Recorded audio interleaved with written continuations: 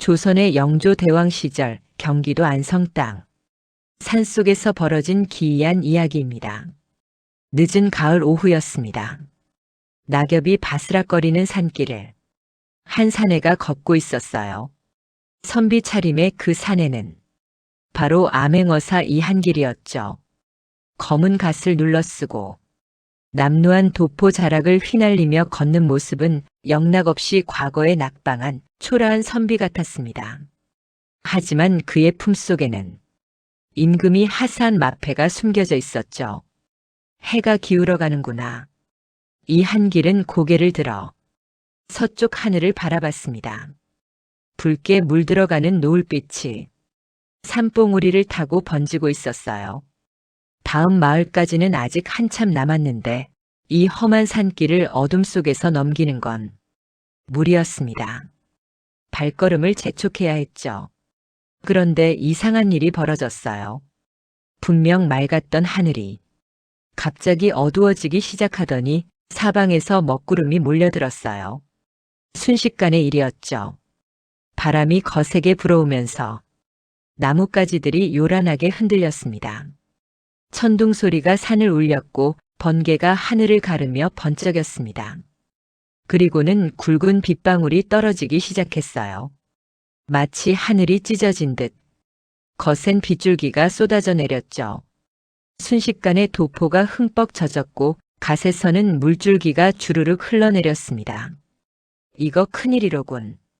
이한길은 급히 주변을 살폈지만 이 깊은 산속에 비를 피할 만한 곳은 보이지 않았어요. 나무 아래로 몸을 피해봤지만 소용이 없었습니다. 빗줄기는 점점 더 거세졌고 차가운 빗물이 등줄기를 타고 흘러내렸죠. 그런데 저만큼 산 중턱에 희미한 불빛이 보였어요. 저게 뭐지? 눈을 가늘게 뜨고 자세히 보니 집이었습니다. 이렇게 깊은 산속에 집이라니. 창호지 사이로 노란 불빛이 새어나오고 있었죠. 사람이 사는 모양이었습니다.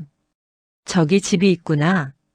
이한길은 그 집을 향해 발걸음을 재촉했어요. 가까이 다가갈수록 더욱 놀라운 광경이 펼쳐졌죠. 기와집은 깨끗했고 담장은 말끔하게 손질되어 있었습니다. 산속 깊은 곳에 이런 저택이라니. 부잣집 양반가의 별장이라도 되는 걸까? 대문 앞에 선 이한길은 잠시 주저했습니다. 뭔가 묘한 느낌이 들었거든요. 하지만 지금은 비를 피하는 게 급했습니다. 여보시오. 아무도 없소. 이한길이 대문을 두드렸어요. 응답이 없었습니다. 조금 더 세게 두드렸죠. 사람 없소? 저 안쪽에서 누군가 나오는 발소리가 들려왔습니다. 그리고는 대문이 열렸습니다. 나이 지긋한 하녀가 나타나 공손히 인사를 했죠. 어서 드시지요. 마님께서 손님을 기다리고 계셨습니다. 나를 기다렸다고요? 이한길은 의아한 표정을 지었습니다. 기다렸다니 그게 무슨 말씀이요? 하녀는 그저 미소만 지으며 안으로 안내했어요. 안으로 드시지요. 비에 흠뻑 젖으셨으니 얼른 몸을 녹이셔야지요. 문지방을 넘어서는 순간 온돌에서 올라오는 기운이 젖은 옷자락을 감쌌습니다. 대청마루는 윤이 나도록 닦여 있었고 가운데 놓인 나전칠기 소반 위로 촛불이 은은하게 흔들리고 있었죠.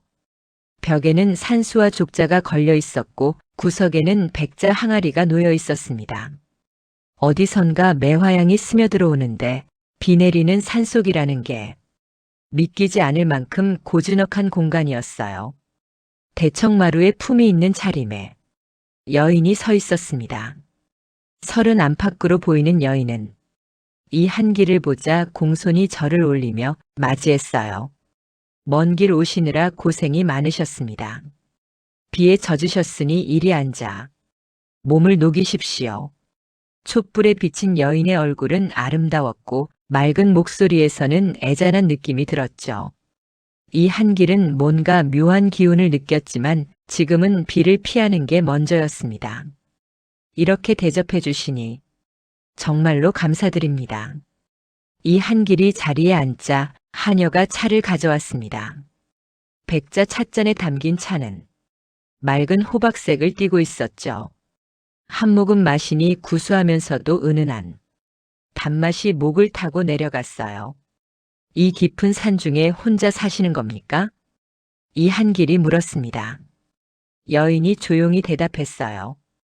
남편이 한양으로 과거 시험을 보러 갔습니다. 돌아올 때까지 이곳에서 기다리고 있지요. 이 한길은 차를 마시며 창밖을 바라봤죠. 묘하게도 정신이 몽롱해지는 것 같았습니다. 비에 젖어 몸이 지쳤나 보다고 생각했어요. 선비님, 저녁 진지를 대접하겠습니다. 여인이 하녀에게 눈짓했어요. 옥부나 손님께 진지를 올려라. 예, 마님. 하녀가 물러가더니 얼마 지나지 않아 놀라운 광경이 펼쳐졌습니다. 상 위에 차려진 음식들. 그야말로 진수성찬이었어요. 윤기 나는 흰 쌀밥이 녹그릇에 수북이 담겨 있었고 갓 끓인 된장국에서는 구수한 냄새가 피어올랐습니다. 정갈하게 담긴 나물들, 도라지, 고사리, 시금치, 이 각각의 접시에 놓여 있었고 윤기 나는 생선구이가 김을 뿜어내고 있었죠. 두툼한 고기전, 알록달록한 잡채, 새빨간 동치미까지 양반가의 잔치상이라 해도 손색이 없을 만큼 풍성했습니다. 이 한길은 눈이 휘둥그레졌어요. 이렇게까지 하실 필요가. 드십시오. 여인이 부드럽게 권했습니다. 먼 길 오시느라 시장하셨을 텐데요. 마음껏 드시고 기운 차리세요. 송구스럽소이다. 이 한길은 감사의 인사를 하고 식사를 시작했습니다. 음식은 정말 일품이었어요. 밥은 찰지고 구수했으며 나물은 간이 딱 맞았습니다. 생선은 겉은 바삭하고 속은 부드러웠죠. 하나하나 정성이 가득 담긴 맛이었습니다. 여인과 하녀는 옆에서 조용히 시중을 들어주었어요. 물이 필요하면 얼른 따라주었고 반찬이 떨어지면 채워주었습니다. 극진한 대접이었죠. 밥을 다 먹고 나니 하녀가 다시 차를 내왔습니다. 이 한길은 배를 두드리며 만족스러운 표정을 지었어요. 이렇게 극진히 대접해 주시니 면목이 없소. 빗소리를 들으며 차를 마시는 이 한길. 여인은 조용히 그를 바라보고 있었습니다. 촛불이 흔들렸고 밖에서는 여전히 비가 내리고 있었죠.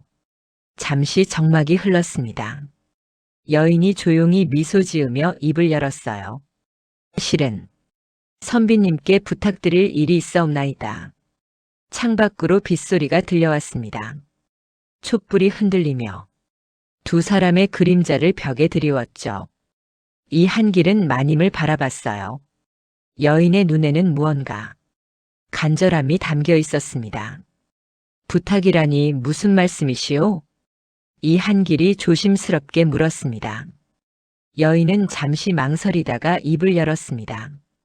실은 저에게는 남편이 있었습니다. 과거형으로 말하더군요. 3년 전의 일입니다. 3년 전이라. 이 한길이 차를 한 모금 마시며 기다렸습니다. 남편은 재주가 뛰어난 사람이었어요. 어려서부터 글을 잘 읽었고 시를 짓는 솜씨도 남달랐죠. 우리 집안은 대대로 양반이었지만 세대가 내려오면서 집안이 기울었습니다. 그래도 남편은 학문에만 정진했어요. 3년 전에 남편이 과거 시험을 보러 한양으로 떠나기로 했습니다. 집안을 일으킬 수 있는 마지막 기회였어요. 선조들께 물려받은 보물이 몇 점 있었는데 그것들을 일부 팔아 노잣돈을 마련했습니다. 보물이라. 이 한길의 눈빛이 날카로워졌습니다. 옥으로 만든 벼루, 대대로 전해 내려오는 금붙이 몇 점. 그리 큰 재물은 아니었지만 우리에게는 전 재산이나 다름없었죠. 그해 가을 제가 싸준 보따리를 메고 남편이 길을 떠났습니다. 저를 돌아보며 말했죠. 꼭 급제하여 돌아오겠소.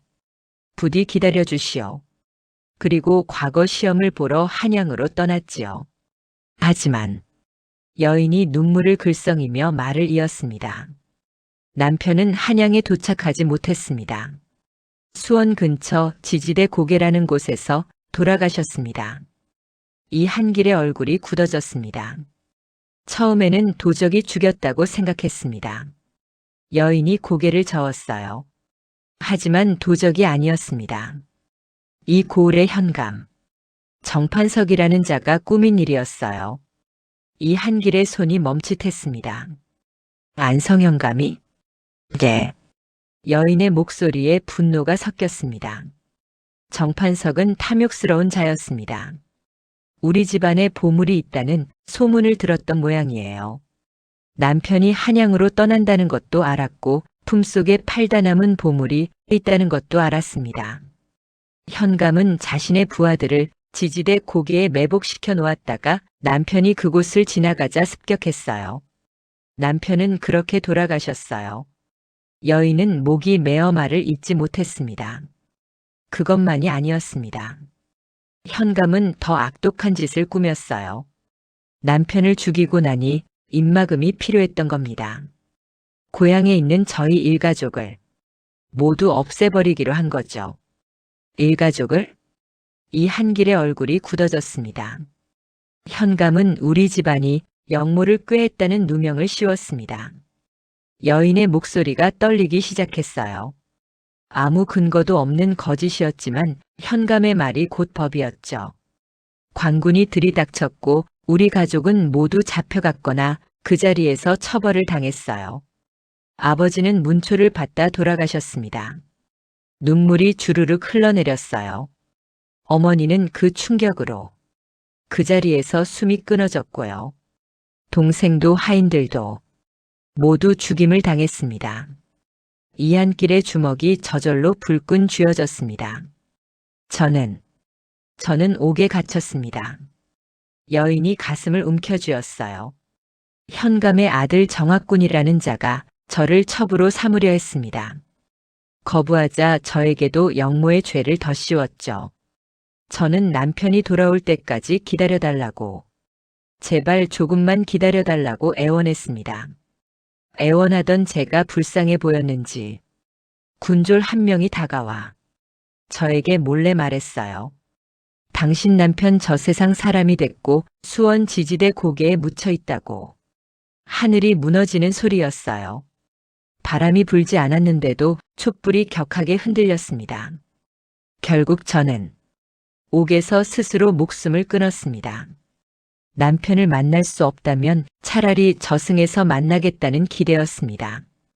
침묵이 흘렀습니다. 빗소리만 요란했죠. 이한길은 가슴이 먹먹했습니다. 이 여인은 이미 이승 사람이 아니었던 겁니다. 귀신이었어요. 하지만 이상하게도 두렵지 않았습니다. 오히려 가슴이 아팠죠. 그렇다면 이한길이 조심스럽게 물었습니다. 그대의 남편은 마님의 목소리가 떨렸습니다. 지지대 고개 어딘가에 묻혀 있을 겁니다. 어디인지 알 수가 없습니다. 현감이 시신을 숨겨버렸으니까요. 눈물이 주르륵 흘러내렸어요. 제 남편을 제발 찾아주십시오. 제대로 장례도 치르지 못했습니다. 여인은 차마 말을 잇지 못했어요. 남편이 아무도 모르는 곳에 외롭게 묻혀 있을지 생각하니 가슴이 찢어지는 것 같았습니다. 정판석. 이한길이 그 이름을 되뇌었습니다. 아직도 이 고을의 현감으로 있소? 네. 여인이 고개를 끄덕였어요. 이한길은 이제 알았습니다. 이 여인이 왜 비를 내리고 자신을 이곳으로 불렀는지를. 선비님. 여인이 이한길을 똑바로 바라봤습니다. 선비님께서는 보통 분이 아니시라는 것을 알고 있습니다. 품에서 느껴지는 기운이 남다르십니다. 이한길이 놀라 몸을 움찔했습니다. 부탁드립니다. 여인이 무릎을 꿇었어요. 제 남편이 어디 묻혀 있는지 찾아주십시오. 그리고 정판석의 죄를 밝혀주십시오. 남편을 제대로 장사 지내고 억울한 원한을 풀어주고 싶습니다. 그것이 제가 눈을 감지 못하고 이곳에 머무는 이유입니다. 이 한길은 무릎 꿇은 여인을 바라봤습니다. 촛불 아래 여인의 얼굴에는 눈물이 흐르고 있었죠. 그 눈물이 3년을 흘러 이 빗물이 되었을 거라고 생각이 들었습니다. 일어나시오. 이 한길이 조심스럽게 말했어요. 무릎을 꿇을 필요가 없소. 하지만 여인은 고개를 저었습니다. 아닙니다. 이것밖에는 드릴 것이 없습니다. 부디 제 남편을 찾아주십시오. 목소리가 떨렸어요. 간절함이 온몸에서 느껴졌죠. 이 한길은 가슴이 뜨거워지는 것을 느꼈습니다. 이 여인은 자신의 억울함보다 남편의 한을 먼저 생각하고 있었어요. 그대는 이 한길이 천천히 입을 열었습니다. 자신의 원한은 어찌하려 하시오? 마님이 고개를 들었어요. 눈물로 얼룩진 얼굴에 쓸쓸한 미소가 번졌죠. 저는 이미 죽었습니다. 제가 당한 일은 이제 중요하지 않습니다. 다만 남편만은 제대로 묻혀 쉬게 해주고 싶습니다. 마님. 하녀 옥분이도 눈물을 글썽이며 마님의 어깨를 잡았어요. 남편은 아무 잘못도 없었습니다. 여인의 목소리에 절규가 섞였습니다. 그저 가난한 집안을 일으켜보려 했을 뿐인데 그렇게 억울하게 죽어야 했습니까? 산속 어딘가에 외롭게 묻혀서 아무도 찾아주지 않고 제사도 받지 못한 채로 말을 잇지 못하고 흐느꼈습니다. 빗소리가 더욱 거세게 들려오고 있었죠.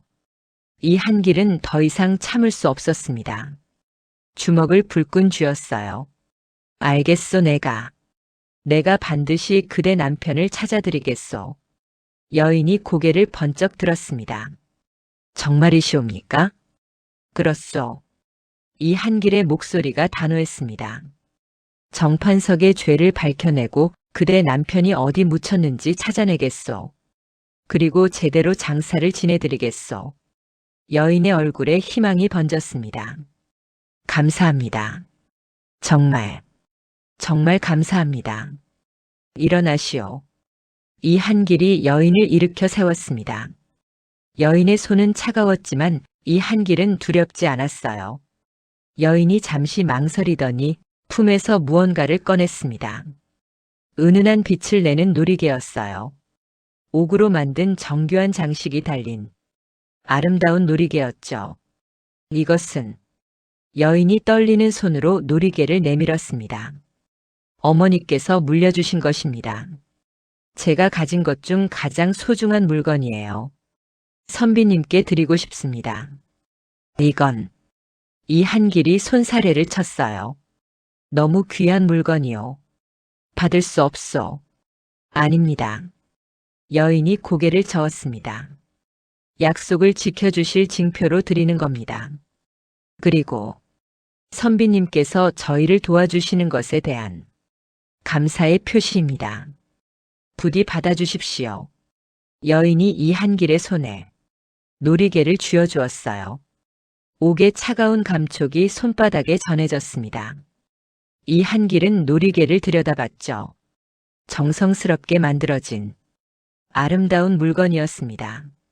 잘 간직하겠소. 이 한길이 놀이개를 품에 넣으며 말했습니다. 이것을 보며 그대와의 약속을 잊지 않겠소. 고맙습니다. 여인이 깊이 절을 올렸어요. 옥분아. 여인이 하녀를 불렀습니다. 밤이 너무 깊었으니 선비님께 차를 한 잔 더 대접해드려라. 긴 이야기를 들으시느라 피곤하셨을 터이니 한 잔 드시고 편히 쉬십시오. 하녀가 물러가 차를 가져왔습니다. 이전보다 향이 더 짙은 차였어요. 은은한 향기가 방 안에 가득 퍼졌죠. 이 한길은 차를 받아들었습니다. 한 모금 마시니 목구멍을 타고 따뜻함이 퍼졌어요. 그런데 이상했습니다. 점점 정신이 몽롱해지는 것 같았죠. 이 차는 이 한길의 눈꺼풀이 무거워졌습니다.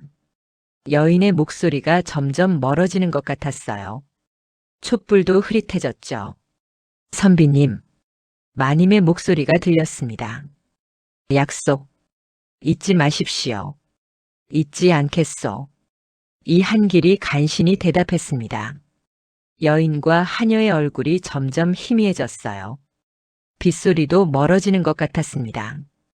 이 한길은 고개를 떨구었고 깊은 잠속으로 빠져들었죠. 이 한길이 눈을 떴습니다. 고개를 들어보니 아침 해가 떠오르는 하늘이 보였습니다.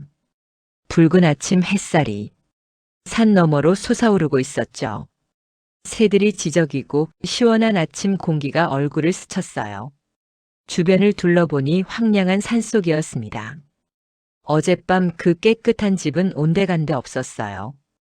대청마루도 촛불도 마님도 하녀도 아무것도 없었습니다.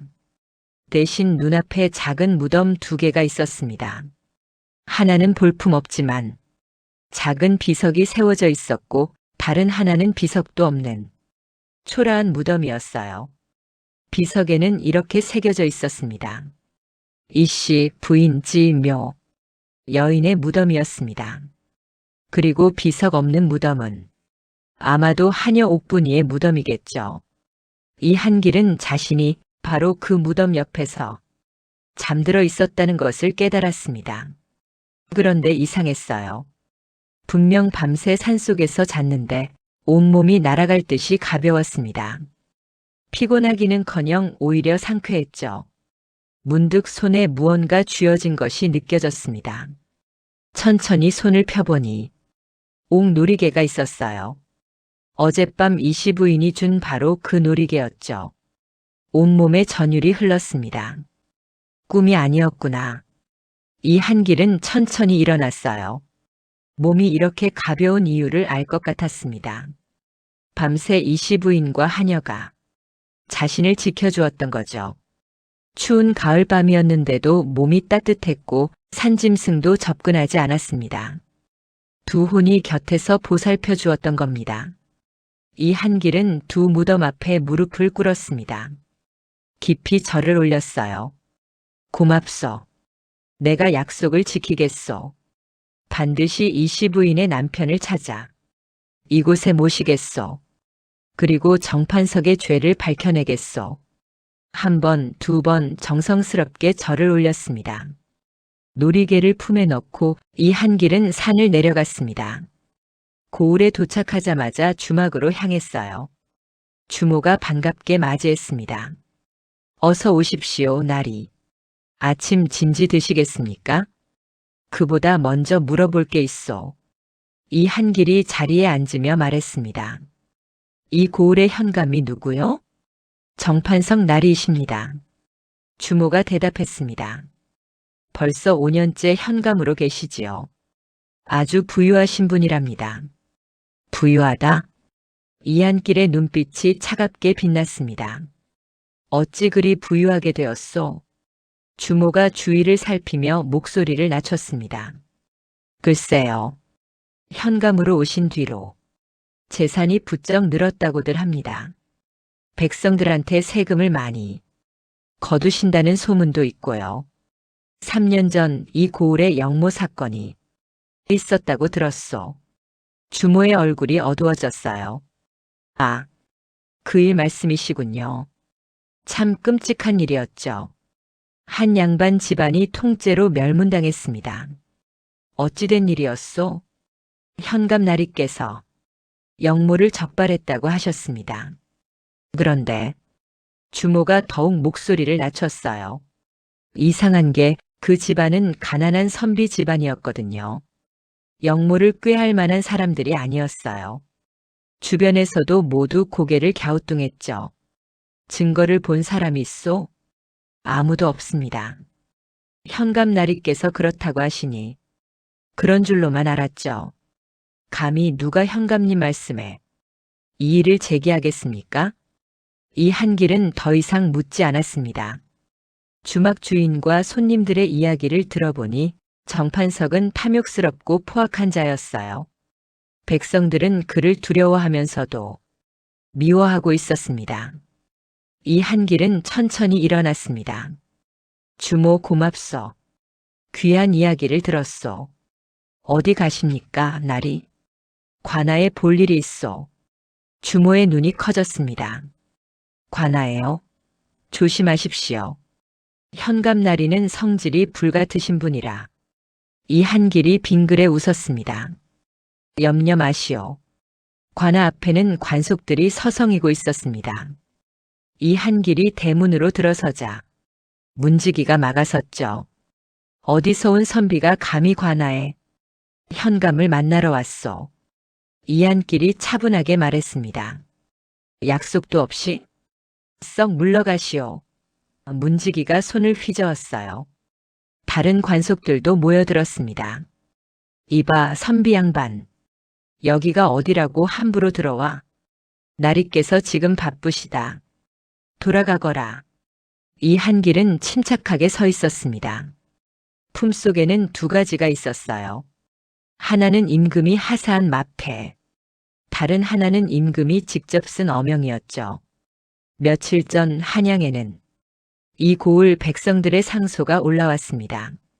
현감 정판석이 뇌물을 받고 세금을 착복하며 무고한 백성을 해친다는 내용이었어요. 임금은 진노하셨고 이 한길을 암행어사로 임명하시고 조사를 시키셨던 것입니다. 그리고 천천히 품에 손을 넣었어요. 그때였습니다. 이 한길이 품에서 마패를 꺼내 높이 들어올렸습니다. 햇빛에 번쩍이는 황금색 마패, 거기에는 암행어사라는 글자가 선명하게 새겨져 있었어요. 어명이다. 천둥 같은 목소리가 관아를 뒤흔들었습니다. 무릎 꿇어라. 문지기의 얼굴이 하얗게 질렸습니다. 와르르 소리와 함께 무릎을 꿇었고 주변의 관속들도 모두 땅에 엎드렸죠. 마패 앞에서는 누구도 고개를 들 수 없었습니다. 암행어사님, 관속들이 떨리는 목소리로 외쳤습니다. 현감 정판석을 당장 이리 데려오너라. 이 한길의 목소리가 관아 전체에 울려 퍼졌습니다. 관속 하나가 황급히 안으로 뛰어들어갔어요. 얼마 지나지 않아 안에서 소란스러운 소리가 들렸습니다. 뭐? 암행어사라고? 예, 나리. 마패를 직접 보았사옵니다. 이럴 수가. 곧 정판석이 황급히 나왔습니다. 비만한 몸에 화려한 관복을 입은 중년 남자였어요. 마패를 보자 얼굴에서 핏기가 싹 빠졌죠. 암행어사님, 정판석이 떨리는 목소리로 무릎을 꿇었습니다. 소인 이 고을 현감 정판석이옵니다. 이 한길은 차갑게 정판석을 내려다봤습니다. 백성들이 하나둘씩 관아 밖으로 모여들기 시작했어요. 암행어사가 나타났다는 소문이 순식간에 퍼진 거죠. 정판석. 이한길의 목소리가 차갑게 내려앉았습니다. 내 죄를 낱낱이 밝혀라. 죄라니요. 정판석이 버럭 소리쳤습니다. 소인은 충성을 다해 이 고을을 다스려 왔사옵니다. 백성들의 세금을 착복한 일, 그건 오해입니다. 나라에 바칠 세금을 모은 것뿐이옵니다. 뇌물을 받은 일, 선물일 뿐이옵니다. 뇌물이 아니옵니다. 무고한 백성을 해친 일, 역모를 저지른 역적들이었사옵니다. 이 한길이 한 걸음 다가섰습니다. 그렇다면 3년 전 과거 보러 가던 선비를 지지대 고개에서 죽인 일은 어찌 설명하겠느냐? 정판석의 얼굴이 굳었습니다. 무슨 말씀이십니까? 소인은 그런 적이 없사옵니다. 증거가 없다고 발뺌하려느냐? 이 한길이 차갑게 웃었습니다. 좋다. 증인들을 데려오너라. 증인이라니. 이 한길이 관속들에게 명했습니다. 3년 전 지지대 고개 근처로 출동했던 포졸들을 모두 이리 데려오너라. 잠시 후 포졸 5명이 끌려왔습니다. 모두 떨고 있었어요. 너희. 이 한길이 호통쳤습니다. 3년 전 가을 지지대 고개에서 무슨 일이 있었는지 말하라. 포졸들은 고개를 숙인 채 말이 없었습니다. 말하지 못할까? 사실대로 말하면 죄를 감해주겠지만 거짓말을 하면 모두 엄벌에 처할 것이다. 한 포졸이 떨리는 목소리로 입을 열었습니다. 용서하십시오. 저희는 현감나리의 명령을 따랐을 뿐입니다. 무슨 명령이냐? 선비를 습격하라는 명령이었습니다. 정판석이 벌떡 일어나려 했습니다. 이놈들이 감히 거짓말을 해? 조용히 하지 못할까? 이한길이 호통쳤습니다. 계속 말하라. 포졸이 울먹이며 말을 이었습니다. 현감나리께서 선비가 귀한 보물을 가지고 간다고 하셨습니다. 그것을 빼앗아 오라고. 그리고 입막음을 하라고. 그래서 저희가 지지대 고개에서 습격했습니다. 포졸의 목소리가 떨렸어요. 결국 죽였습니다. 시신은 어찌했느냐? 현감나리께서 직접 오셔서 큰 소나무 밑에 묻으라고 하셨습니다. 주변이 술렁였습니다. 백성들 사이에서 분노의 목소리가 터져 나왔어요. 저 악당이 정말이었구나. 정판석은 땀을 뻘뻘 흘리며 발뺌했습니다. 거짓말입니다. 저놈들이 모함하는 것입니다. 모함? 이한길이 비웃었습니다. 5명이 똑같이 증언하는데 저놈들을 매수한 것입니다. 이한길이 다른 포졸들을 돌아봤습니다. 너희도 같은 말을 하겠느냐? 포졸들이 일제히 무릎을 꿇었습니다. 사실입니다. 현감나리의 명령이었습니다. 정판석의 얼굴에서 핏기가 완전히 빠졌습니다. 이한길이 차분하게 말했습니다. 정판석, 증인들의 증언이 이러하다. 하지만 내가 한 가지 더 물어보겠다. 정판석이 떨리는 눈으로 이한길을 바라봤습니다. 그 선비의 시신이 정확히 어디 있는지 말하라. 그러면 이한길이 잠시 멈췄어요. 형량을 낮춰주도록 하겠다. 아니, 용서해 줄 수도 있다. 정판석의 눈이 반짝였습니다. 형량을 낮춰준다고? 이것이 마지막 기회인가? 정말이옵니까? 그렇다. 협조하면 참작하겠다. 정판석은 잠시 망설이다가 급히 입을 열었습니다. 지지대 고개입니다. 자세히 말하라. 고개 정상에서 조금 내려오면 3갈래 길이 나옵니다. 거기서 왼쪽 길로 가면 큰 소나무가 있사옵니다. 그 밑에 제가 직접 묻었사옵니다. 순간 정적이 흘렀습니다. 정판석은 자신이 무슨 말을 했는지 깨달았어요. 얼굴이 하얗게 질렸죠. 좋다. 이한길이 고개를 끄덕였습니다. 정판석이 안도의 한숨을 쉬려는 순간이었습니다. 그런데 말이다. 이한길이 차갑게 웃었습니다. 내가 방금 무슨 말을 했는지 아느냐? 예? 제가 직접 묻었사옵니다라고 했지? 정판석의 온몸이 얼어붙었습니다. 내가 직접 묻었다는 것은 내가 죽였다는 증거다. 이제 내 입으로 자백했구나. 아니, 그게 아니라 이한길이 품에서 어명을 꺼내 펼쳤습니다. 임금의 친필로 쓰인 어명이었죠. 이것을 보거라.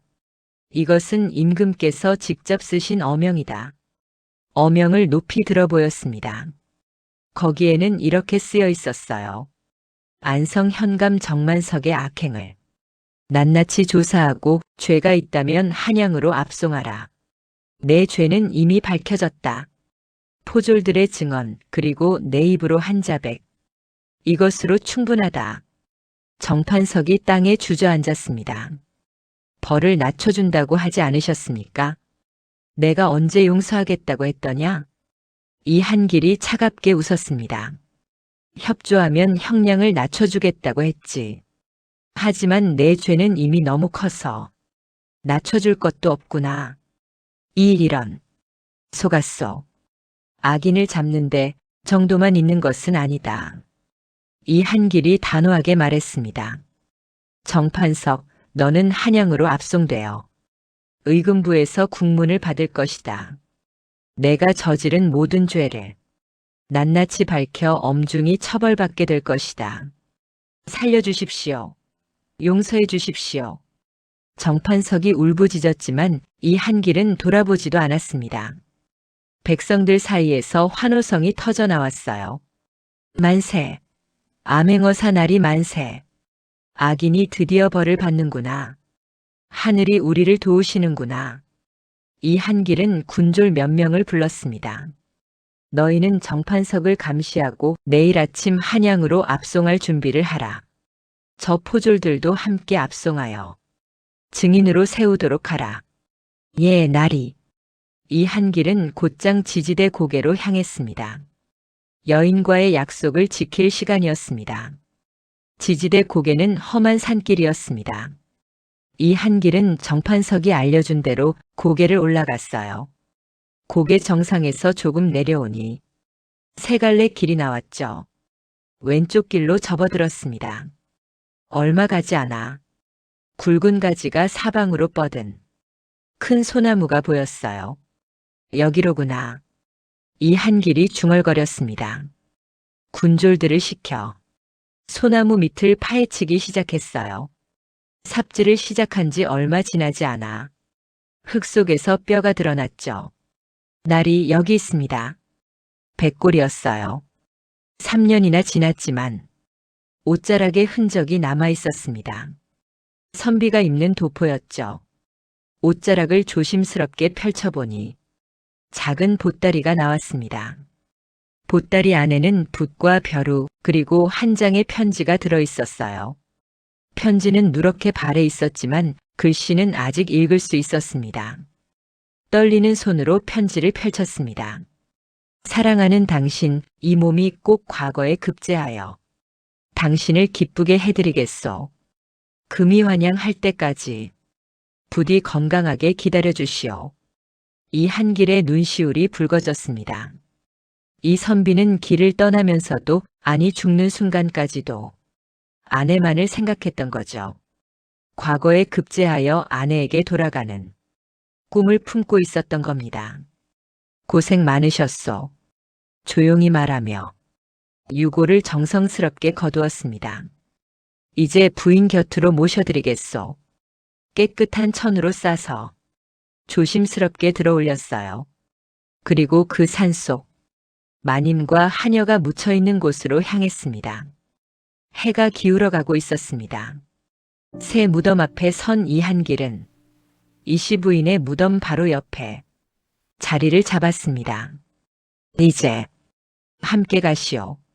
조용히 말하며 남편의 유골을 아내 곁에 안장했습니다. 3년 만에 재회였습니다. 비록 육신은 이미 사라졌지만 이제 두 사람은 함께 있게 되었죠. 무덤을 정성스럽게 다시 만들었습니다. 흙을 고르게 덮고 돌을 모아 봉분을 만들었어요. 이씨 부인의 무덤 옆에 남편의 무덤을 나란히 만들었습니다. 작은 비석도 세웠습니다. 아무것도 새기지 않은 소박한 비석이었지만 이씨 부인의 비석과 나란히 서 있었죠. 부부의 무덤임을 알 수 있었습니다. 해가 기울고 저녁 노을이 하늘을 붉게 물들이고 있었어요. 제사를 지내기 시작했습니다. 주막에서 가져온 고기와 떡, 과일과 술을 차렸어요. 비록 풍성한 재물은 아니지만 정성만은 가득했습니다. 향을 피우고 절을 올렸습니다. 한 번, 두 번, 세 번. 정성스럽게 절을 올렸어요. 그리고 조용히 말했습니다. 부부의 홀령께 고하나이다. 소인 암행어사 이한길은 부인의 간절한 부탁을 받들어 남편 되시는 분을 찾아 이곳에 모셨나이다. 이제 두 분께서는 함께 하시니 3년간의 한을 풀으시고 편히 쉬소서. 정판석의 죄는 낱낱이 밝혀졌고 그는 한양으로 압송되어 엄벌에 처해질 것입니다. 억울하게 돌아가신 일가족의 원한도 모두 갚았사오니 모두 편히 가시기 바랍니다. 잠시 침묵이 흘렀습니다. 이 한길은 품에서 옥 누리개를 꺼냈습니다. 부인께서 이것을 소인에게 주시며 약속의 징표로 삼으셨습니다. 하지만 이것은 부인께서 남편 되시는 분만을 기다리며 간직하셨던 것이옵니다. 남편의 무덤 앞으로 다가가 조심스럽게 봉분의 흙을 조금 파고 놀이개를 그 안에 넣었어요. 이제 함께 가지고 가십시오.